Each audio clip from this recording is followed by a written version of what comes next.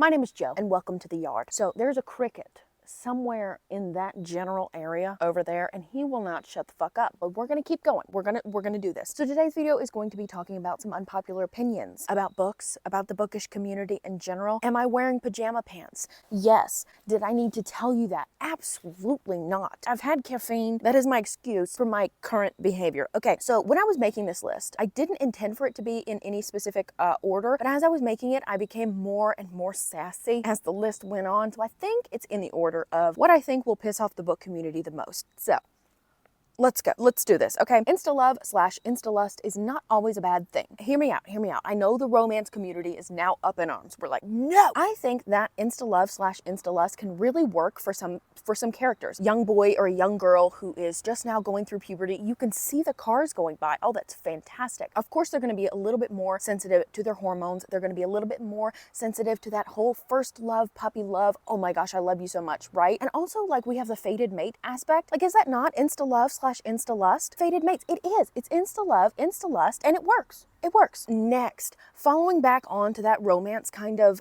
vein, not every fantasy book needs a romantic subplot.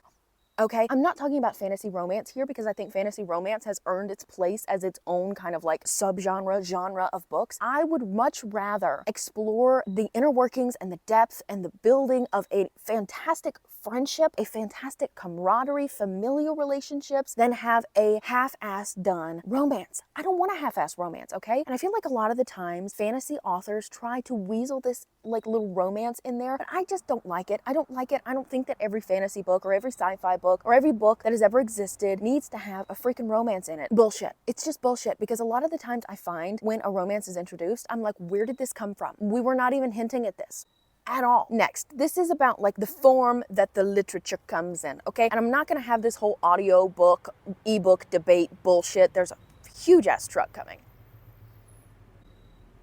I'm talking about paperback versus hardback. This conversation's been happening for freaking ever, okay? Paperback versus hardback. I don't like hardbacks. I don't like reading from hardbacks. Even on the hardback train, I don't like dust jackets. What the fuck is the point of a dust jacket, okay? All it does is get in the way. I end up taking it off, putting it back on, taking it off, putting it back on, taking it off, putting it in the floor of my bedroom, and stepping on it. My hardback never gets damaged, so what's the point of a dust jacket? To protect the hardcover? I don't think so. The only thing that ever gets damaged is the damn dust jacket. And paperbacks are so much easier to handle. They're just so much easier to handle. Nobody wants to finagle with a 500-page hardback brick, okay?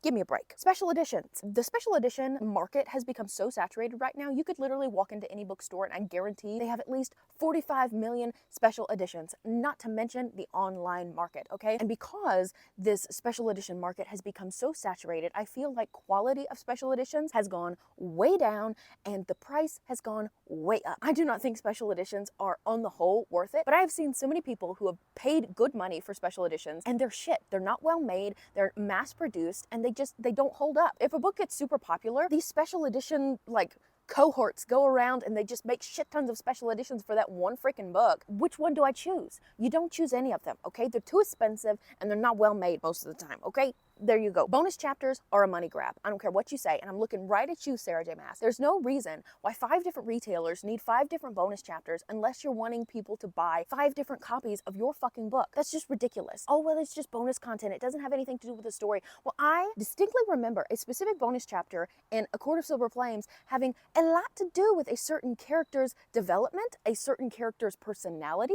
Like, if I hadn't read that, I would be missing something. I would be missing something from the story. That is just ridiculous. That is just ridiculous. I myself will not be buying any books that have bonus chapters whatsoever. I just think they're just a waste of money. They're just a money grab. Now, for this one, I've written down the best bookmark is a dog-eared page. People treat books like they're some sort of ancient artifact. They treat them like they're more than just paper and ink. Like, you can literally wipe your ass with your book and nobody should bat an eye. Nobody should bat an eye. Everybody feels like they're entitled to telling somebody else how they should treat their books. I cannot tell you how many people I have seen post like a picture of their annotated copy of something and somebody comments, oh my gosh, you should never do that. That's book community sacrilege. Why? Why? It's just paper and ink, baby girl. It's literally just paper and ink. Okay? The next one is about the bookish community. Reading books that you know you're not gonna like is tacky and it's rude. Okay? It's tacky and it's rude. I mean, you will never catch me doing this. It's just fucking ridiculous. Why would you pick up a book knowing that you're not gonna like it, knowing you're not the target audience for it, knowing you're not in the community that enjoys this book, just to vlog it or review it or whatever you do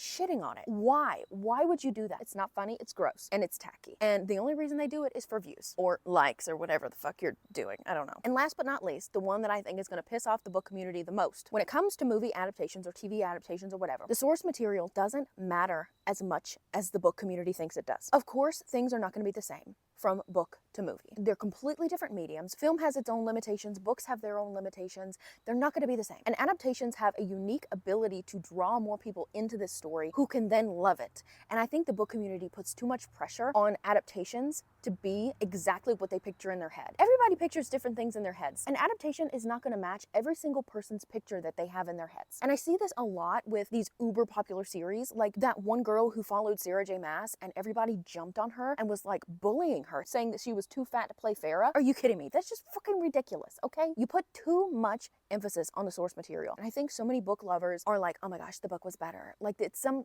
fucking elitist contest. So those were my unpopular opinions. Hopefully you guys don't eat my head off in the comments below. Let me know down below what your most unpopular bookish opinion is. I hope you guys enjoyed this video. If you did, please make sure to join the NotSoAverageJo army, okay? We're doing training montages or something in the back is what we're doing. We have cookies, I promise. But that's all I have for you guys today. I hope you guys enjoyed this video and I will see you next time. That is, if you click on another one of my videos.